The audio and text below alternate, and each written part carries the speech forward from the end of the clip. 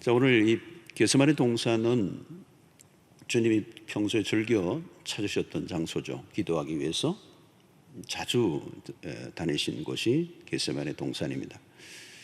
자, 이제 이곳에서 주님의 공생이 가장 험난한 그런 순간이 다가왔습니다. 십자가를 바로 목전에 둔 그런 사투를 벌리는 기도의 장면입니다. 자, 오늘 38절을 보면 이에 말씀하시되 내 마음이 매우 고민하여 죽게 되었으니 너희는 여기 머물러 나와 함께 깨어 있으라 하시고, 이 주님의 마음이 여기 표현되어 있죠. 내 마음이 매우 고민하여 죽게 되었다. 이 다르게 표현하면 죽음의 어떤 힘이 누르고 있다는 거죠. 그래서 매우 고민한다.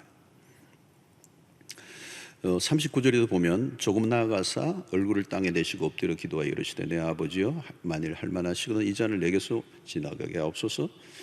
그러나 나의 원대로 마시옵고 아버지 원대로 하옵소서 하시고, 자, 이 앞부분에도 얼굴을 땅에 대시고 엎드려 기도한다는 거죠.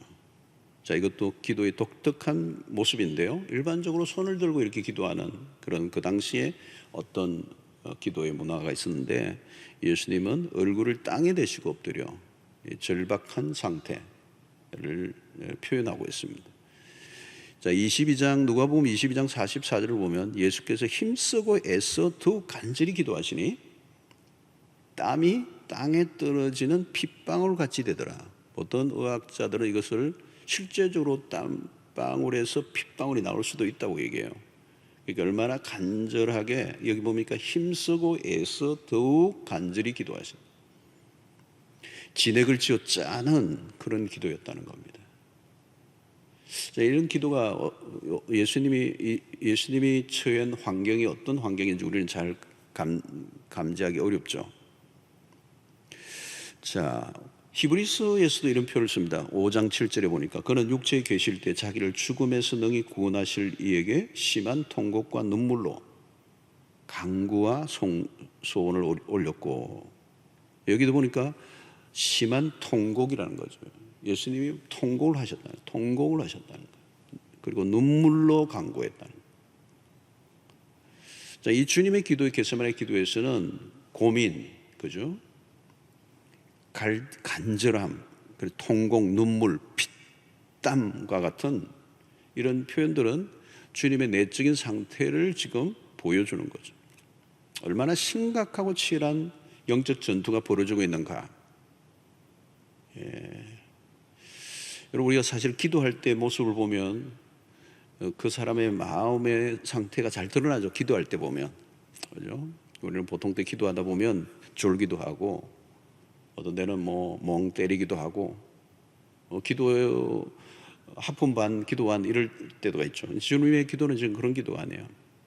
생사를 건 기도. 자, 왜 주님은 십자가를 앞두고 이렇게 번민과 고통의 기도를 들으셨을까? 십자가를 지금 거부하시기 위해서 이 잔을 내게서 옮기시옵소서 그랬을까요? 또 주님에 대한 죽음에 대한 두려움 때문일까요? 물론 육체를 입으신 분으로서 고통의 두려움이 없었다고 할 수는 없습니다. 그러나 단순히 그것 때문만은 아닐 거예요. 이 번민과 고통에는 더 깊은 의미가 있다는 거예요. 예수님의 죽음은 믿음을 지키기 위하여 죽은 그런 순교자들의 죽음과 다른 겁니다. 단순한 인간적 죽음이 아니라는 거죠. 예수의 죽음은 무엇입니까? 하나님의 진노를 의미합니다. 주님이 이 잔을 내게서 옮기시옵소서 할 때 이 잔이라고 하는 이 표현은, 이 잔은 무엇을 의미합니까? 바로 저주를 상징하는 겁니다. 이 잔을 내게서 옮기시오. 이 저주를 이렇게 표현합니다. 이 저주는 뭘까요, 여러분? 하나님으로부터 버림을 받는 것입니다. 인류가 죄를 지은 이후 저주 아래 있죠. 그 저주를 걷어낼 자가 없습니다. 지금도 우리가 목격하고 있는 것은 이 세상의 저주예요. 온 세상에서 들려오는 통곡과 절규와 신음소리와, 아마 여러분 옆집 아파트나 옆집의 벽에 귀를 갖다 대고 들을 수만 있다면 이 통곡 소리를 들을 수 있을, 신음소리를 들을 수 있을 거예요. 서로 미워하고 욕하고 강탈하고 죽이고 고문하고 병으로 죽고 전쟁으로 죽고 굶어 죽고 늙어 죽고, 이게 다 저주입니다. 날마다 결핍과 고갈을 느끼고 만족하지 못하는 삶을 살아가는 것, 실패와 파멸이 우리의 일상인 거죠. 아무리 쌓고 성공을 해도 허무와 절망을 이길 수 없는, 이게 다 저주 아니겠습니까? 그 저주를 끝내려고 하면 누군가 대신 저주를 받아야 됩니다. 누가 감히 하나님의 저주를 감당할 수 있을까요? 오직 한 분, 예수 그리스도밖에 없다는 것입니다. 그래서 주님은 그 저주의 잔을 받으시기 직전에 있는 겁니다. 죄가 없으신 하나님의 아들이 저주의 잔을 받아야 한다. 가장 최악의 죽음이 목전에 있습니다. 죄 없으신 하나님의 아들이 십자가 나무에 매달려 저주를 당하셔야 하는 일은 너무도 무겁고 두려운 일이었습니다. 그 누구도 이해할 수 없는 십자가를 주님은 홀로 지셔야 했습니다. 자, 바로 이때 주님이 제자들을 데리고 가신 것은 매우 자연스러운 일입니다. 가장 치열한 전쟁이 치러지고 있는 순간 제자들이 함께 동참해 주기를 원했습니다. 아마 주님은 이 외롭고 힘든 이 길을 걸어가면서 제자들을 데리고 함께 올라간 것은 뭔가 좀 격려를 받고 위로를 받고 힘을 함께 합하고 싶은 마음이 있었을 거예요.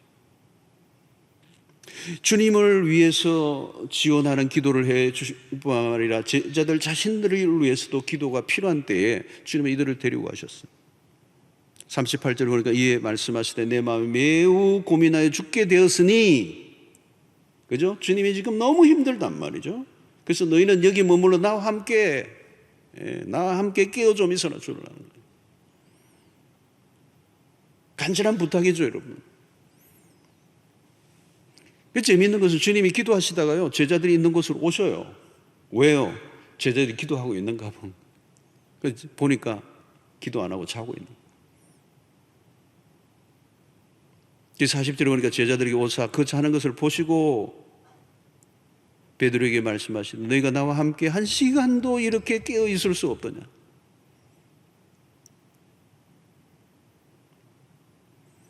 그리고 가셨어요. 또 기도를 열심히 생명을 걸고 기도하시다가 다시 오셨어요. 다시 오사, 43절에 보니까 다시 오사 보신 적, 예수님이 기도하시다가 반복해서 제자들이 오신 거예요. 반복해서 오셔서 보신 적 그들이 자니 계속 자. 그들의 눈이 피곤함이라. 사실 여러분 피곤했겠죠. 따라다니면 피곤하거든요. 근데 여러분, 피곤이라고 그러면 예수님 앞에 말 못하죠. 사실 베드로나 이런 사람들은 이 바닷가에 잔뼈가 굵은, 어쩌면 그런 노동이나 이런 것들로 몸이 단련되어 있는 사람, 예수님은 아니죠. 훨씬 더 연한 순 같은. 자, 오늘 이 성경은 끊임없이 예수님의 모습과 제자들의 모습을 반복해서 조명하고 있는 거예요. 의도적인 것 같아요. 주님의 모습과 너무도 다른 제자들의 모습.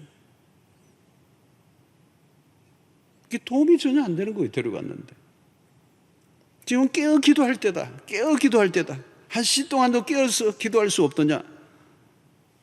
지금 치열한 전쟁이 벌어지고 있는데 제자들은 자고 있는 거예요. 자, 베드로와 제자들은 얼마나 장담을 또 했습니까? 35절에 보니까 베드로가 이르되 내가 주와 함께 죽을지언정 주를 부인하지 않겠나이다 하고 모든 제자도 그와 함께 말하니라. 베드로가 선동하고 다른 제자들이 따라가는. 주님하고 함께 죽겠습니다. 부인하지 않겠습니다. 지금 무슨 말을 하고 있는지를 지금 모르고 있는 겁니다. 예수님을 따르고 있지만 예수님을 따르는 그 길이 무슨 길인지, 지금 무슨 일이 일어나는지를 전혀 모르고 있다.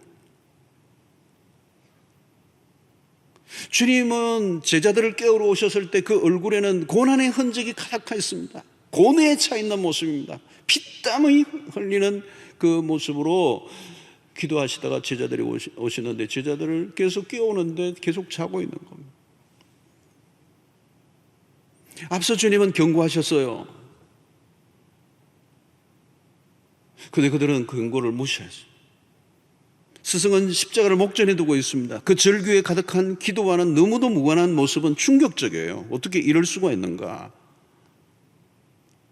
사실 제자들은 잠을 자는데 그 전력이 있어요. 주님과 함께 변화산에 올라가서도 마찬가지. 영광스러운 순간이 펼쳐졌을 때 이들은 잠을 자고 있어요. 누가복음을 보면 이들은 고나하여 졸다가 그랬어요. 이 자는데 아주 이력이 났어요.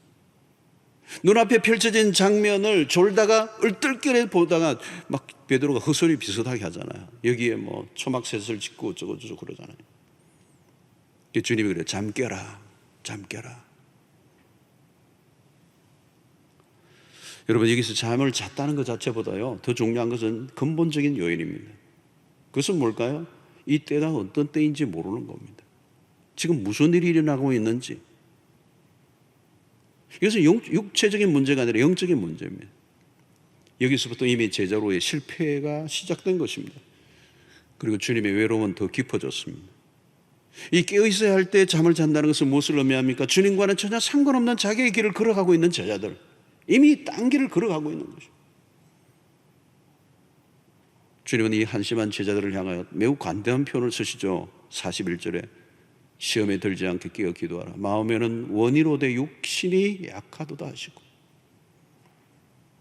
사실 이 마음은 원이로도 육신이 약하도다 이 말을 우리 성도들도 우리들도 많이 쓰는데요, 사실 이거는 주님이 보시기에 굉장히 긍휼의 마음으로 주님이 사용하신 단어, 우리가 쓰는 단어가 아니에요.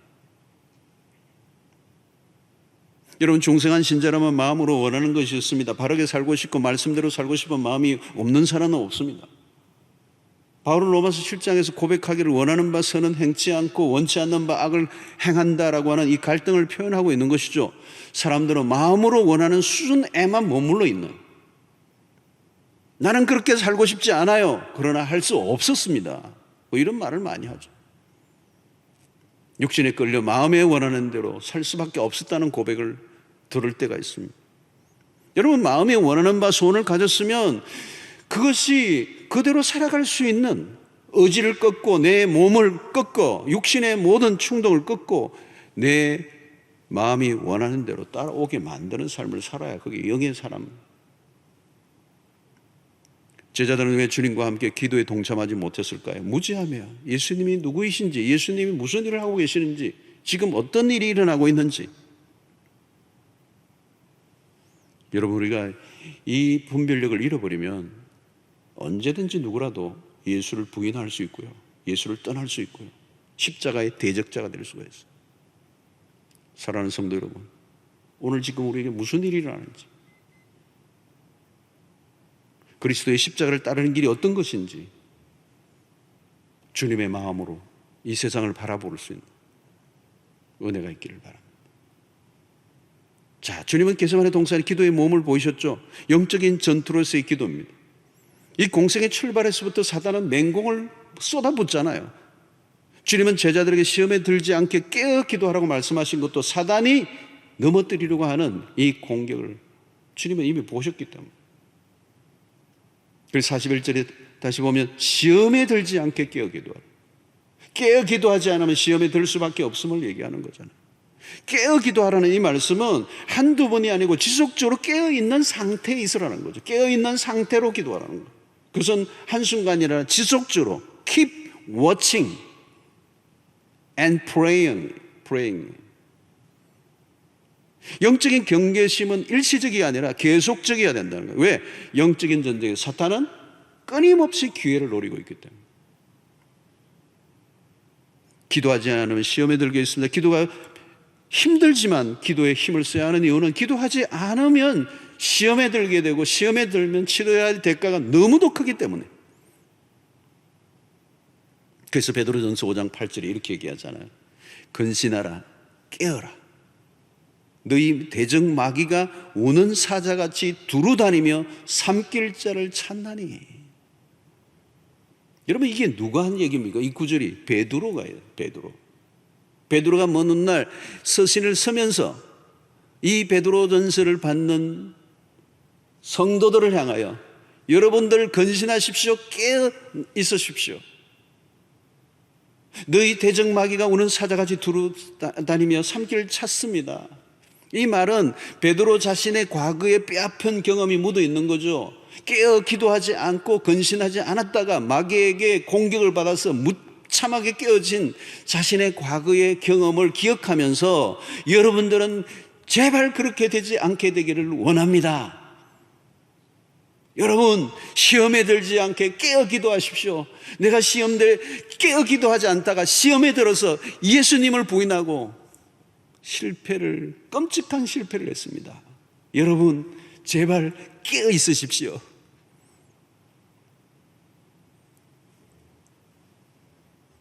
여러분, 기도에 깨어 있지 않았던 베드로, 이 26장 안에 이미 그런 처절한 실패를 합니다. 시험에 든 자의 비참함이 오늘 이 6장에 이미 26장에. 우리는 여기서 겟세마네 동산에서 우리가 배워야 되는 것은 주님의 모습입니다.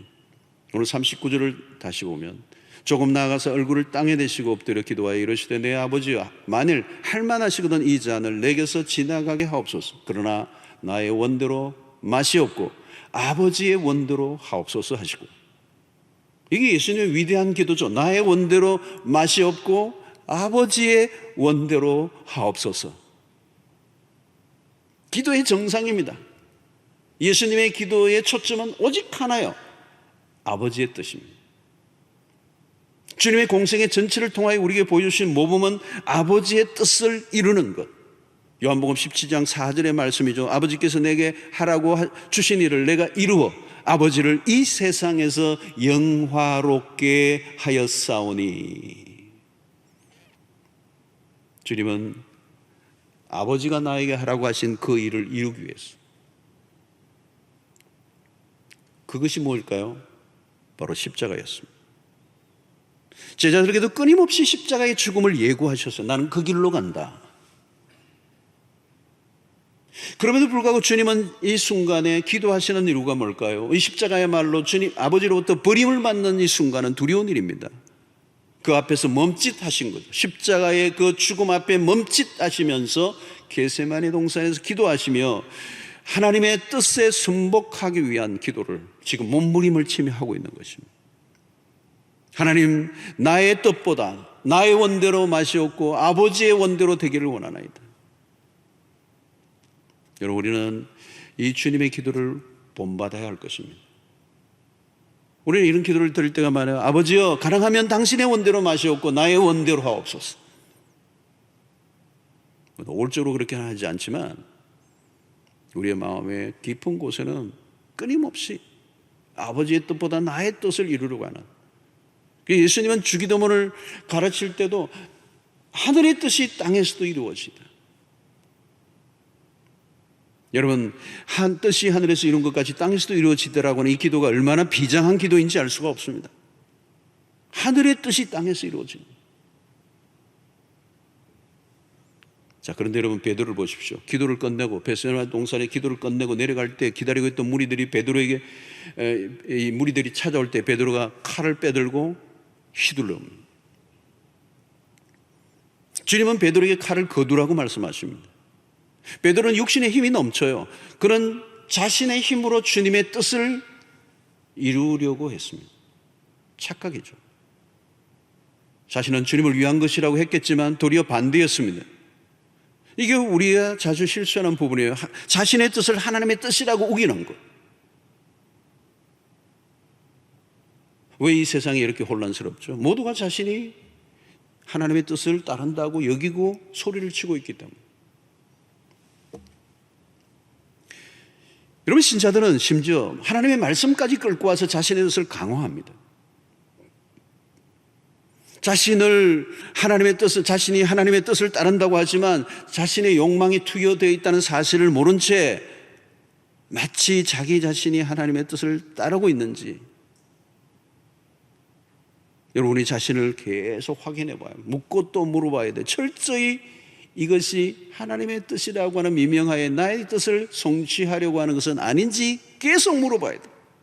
내 육신의 생각이 끊임없이 올라오고 있다는 사실. 내 정욕, 내 정과 욕심을 십자가에 못 박는 작업을 끊임없이 해야 되는 것이죠. 주님은 제자들에게 기도를 가르쳐 주신 것처럼 뜻이 하늘에서 이루어진 것처럼 땅에서도 이루어지다 라고 하는 이 기도를 가르쳐 주신 뿐만 아니라 주님은 그 말씀을 그대로 행동하신 분이시.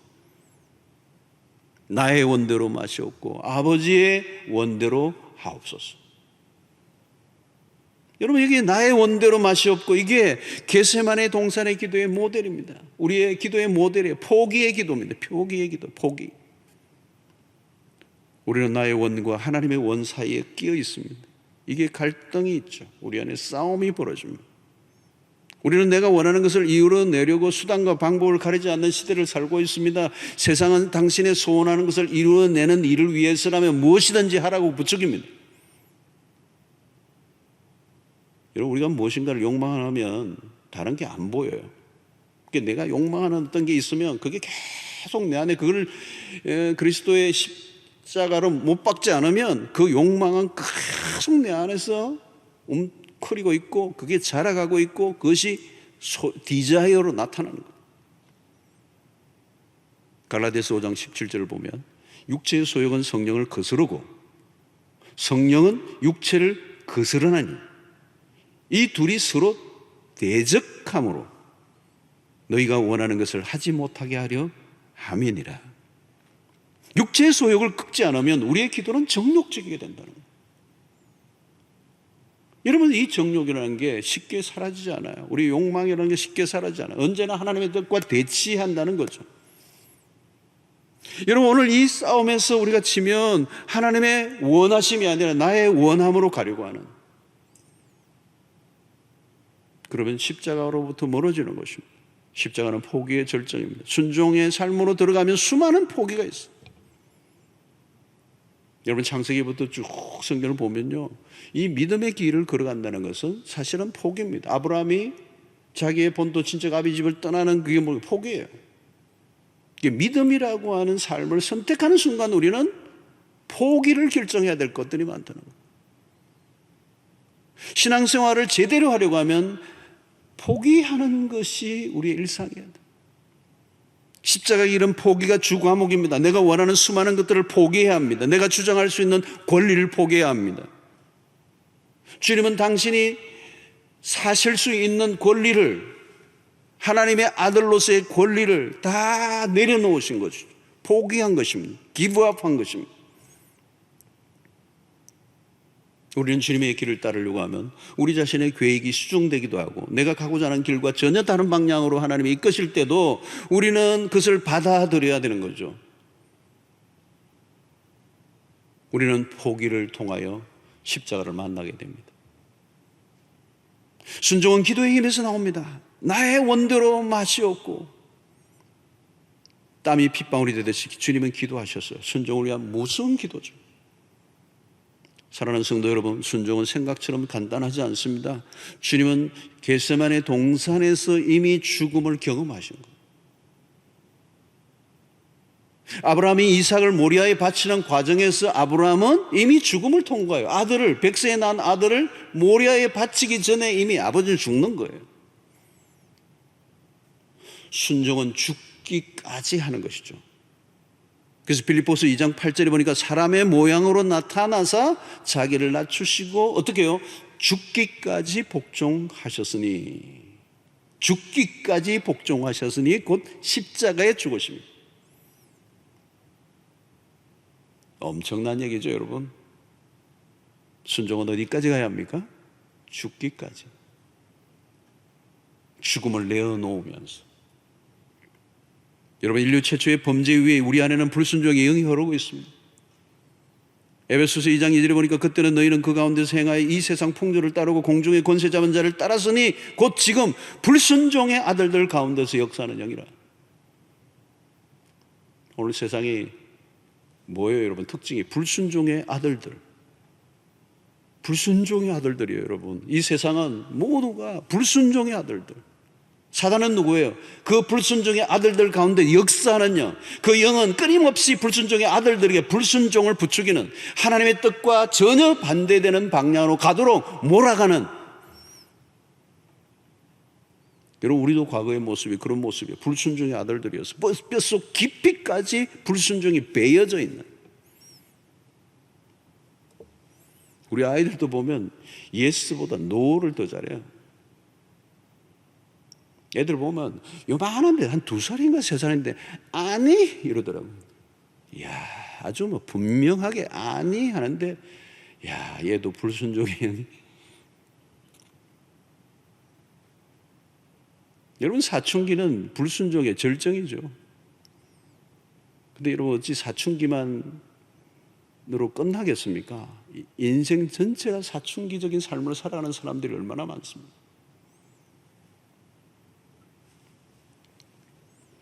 여러분, 누가 보면 15장에 나오는 탕자는요, 그건 사춘기적인 모습이잖아요. 근데 그게 인간의 모습이에요, 인간. 아버지 하나님에게로 온전히 복종 나오지 못한 인간의 모습, 끊임없이 불순종하는 이 불순종의 이 뿌리가 얼마나 깊은지, 우리의 감정과 우리의 의지까지도 이 불순종으로 다져져 있는, 오늘 우리의 모든 불행과 고통과 저주는 불순종으로부터 온 것입니다. 이 거대한 불순종, 이 거절과 반역과 고집과 완악함과 모세와 맞붙은 바로 왕도 마찬가지죠. 여러분, 바로 왕을 보면 10가지 재앙이 내려지는데 돌았으면 그렇게 항복했다가 돌았으면 또 마음이 바뀌잖아요. 그게 뭐예요, 여러분?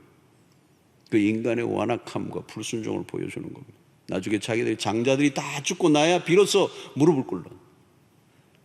그러나 여러분, 나중에 또다시 마음이 바뀌어서 홍해로 쫓아오는 그 바로의 모습을 보아요. 그 완악함, 완고함, 그 고집스러움.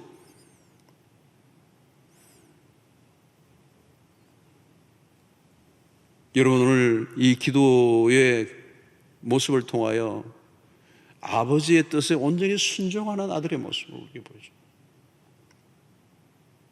여러분, 우리가 이게 쉽지 않아요. 그래서 기도하고 또 기도하고 기도하고. 저도 새벽마다 기도할 때 보면 여전히 깨어지지 않은 나의 자아의 왕국이 있구나. 새벽마다 기도하는 게 그거예요. 보니까 하나님, 난 위에서 기도도 기도하지만 내 안에 있는 이 하나님의 뜻에 온전히 순종하지 않으려고 하는 자아중심적 뿌리가 깊어요. 내 마음대로 하고 싶은 이 소원. 여러분, 많은 경우에 나의 뜻과 하나님의 뜻 사이에 끝없는 대립과 충돌이 일어납니다. 죄의 속성이 우리를 지배하고 있는 동안에는 하나님의 뜻을 온전히 구별하지 못합니다. 결국 그리스도의 십자가의 대적자로, 그리스도인이 되는 순간부터 우리는 순종의 학교에 입학해야 합니다. 순종의 학교에서 최고의 모델은 예수 그리스도였어요. 저는 앤드류 모레이가 지은 책 가운데 참 명저가 있어요. 앤드류 모레이라고 하는 아주 기독교 고전적인 책을 쓰신 분이죠. 아주 깊이가 있습니다. 그분이 쓴 책 가운데 아주 짧은 책인데요, 이 겸손이라는 책과 순종이라는 책, 굉장히 오래된 것이, 굉장히 오래됐는데 이 겸손이라는 책도 탁월한 책이고 순종이라는 책도 마찬가지. 사실 이 두 가지는 붙어 있는 겁니다. 겸손과 순종은 붙어 있는 겁니다. 순종하지 못하는 것은 뭘까요? 교만하기 때문이잖아요. 교만. 그 교만에서 불순종이 나오는 겁니다. 겸손한 자가 뭐예요? 순종하는 것입니다. 순종하지 못한다는 것은 우리 안에 교만이 있는 거예요. 오늘 우리의 삶의 모든 축복을 잃어버리게 만든 것은 이 순종이 안 된 거예요. 이 순종은 바로 오늘 우리에게 겟세마네 동산을 통하여 그리스도가 우리에게 보여주신 것입니다. 그 순종으로 우리에게 주신 축복이 어떤 것입니까? 로마서 5장 9절에 19절의 말씀이죠. 한 사람이 순종하지 아니함으로 많은 사람이 죄인된 것 같이 한 사람이 순종하심으로 많은 사람이 의인이 되리라. 이 대표의 원리를 얘기하고 있습니다. 첫 아담의 불순종으로 우리가 죄인이 되었어요. 그러나 둘째 아담이신 그리스도의 순종으로 모든 저주를 걷어내시고 우리를 구원의 길로 인도하신. 키워드가 뭡니까, 여러분? 순종입니다. 히브리서 5장 8절로 9절에 보니까 그가 아들이시면서도 받으신 고난으로 순종함을 배워서 온전하게 되셔선 자, 자기에게 순종하는 모든 자에게 영원한 구원의 근원이 되시고, 그리스도가 우리에게 보여주신 것은 바로 순종입니다. 아버지에 대한 아들의 순종이 구원을 이루어내셨고, 그 순종은 쉬운 것은 아니었지만 겟세마네 동산에서 3번 피땀 흘린 기도를 들으시는 그 아들, 그 기도를 통하여 마침내 나의 원이 아니라 아버지의 원대로 되기를 원하는 그 앞에 굴복하셨던 그 주님의 굴복, 그 순종이 인류에게 구원의 길을 여셨습니다. 우리는 그 아들을 믿고 따르는 하나님의 백성들이, 우리는 그 그리스도를 통하여 날마다 배워야 될 최고의 레슨은 바로 순종이라고 하는 키워드라는, 오늘도 마찬가지입니다. 하나님은 당신의 나라를 순종하는 백성들을 통하여 이루어 가시기를 원하십니다. 내 안에 일어나는 끊임없는 불순종의 영을 거부하고 순종의 아들들이 되시는 여러분들 되시길 바랍니다. 여러분, 주님의 겟세마네 기도를 통하여 우리가 배우는 것은, 이 기도의 초점은 딱 하나예요. 하나님의 뜻을 알고 그 뜻에 굴복하는 것. 하나님의 뜻을 놓치는 순간 실패해요. 하나님의 뜻만이 이루어지기 때문에. 기도의 몸부림은 무엇입니까? 그 알고 있는 뜻에 순종하는 것.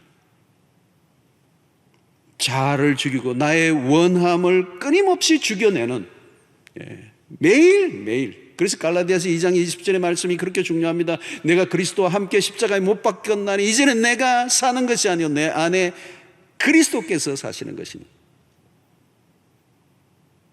이거는 여러분 한두 번이 아니고 반복해서 우리의 삶 속에 끊임없이 고백하고 경험해야 되는 거예요. 내 안에 자아가 죽고, 그래서 나의 원대로 맛이 없고, 오늘 매 순간 내 원대로 하고 싶은 이 욕망을 십자가 앞에 못 박고, 여러분 오늘 또 우리의 삶 속에 내가 원하는 대로 살아보십시오. 그 순간은 기쁘고 그 순간은 즐겁고 그 순간은 만족할지 모르지만 그건 말초적이고 아주 감각적이고 순간적이고 아주 짜릿한 쾌락이지, 곧 쓴맛을 봐야 돼요. 그 순간적으로는 내 원을 끊고 아버지의 원대로 할 때 순간적으로는 힘들지 모르지만 우리의 삶에 영원한 생명이 주어지고, 갈수록 더 놀라운 축복이 우리에게 주어지는 이 역설적인 삶이 우리에게 일어날 줄로 믿습니다. 매 순간 무슨 일을 할 때마다 나의 원대로 마시옵고 아버지의 원대로 하옵소서. 이 원리를 붙잡고 살아갈 수 있기를 바라고, 이것이 바로 뭘까요? 십자가의 길입니다. 십자가의 길. 그 십자가의 길은 나는 죽고 예수가 사는 하나님의 뜻이 이루어지는 일에 여러분의 삶의 모든 결정과 모든 계획과 모든 인생의 행로에 이 기준으로 살아가실 때 하나님의 영광을 드러내고 하나님의 뜻이 이루어지는 역사가 일어나게 될 줄로 믿습니다. 기도하겠습니다. 하나님 아버지, 겟세마네 동산의 기도를 통하여 오늘 우리의 삶의 기준을 명확하게 하여 주시옵시고, 나의 원대로 마시옵고 아버지의 뜻이 이루어지는 일에 온전히 순종하며 살아가는 주의 백성들 되게 하여 주시옵소서. 예수님의 이름으로 기도하옵나이다. 아멘.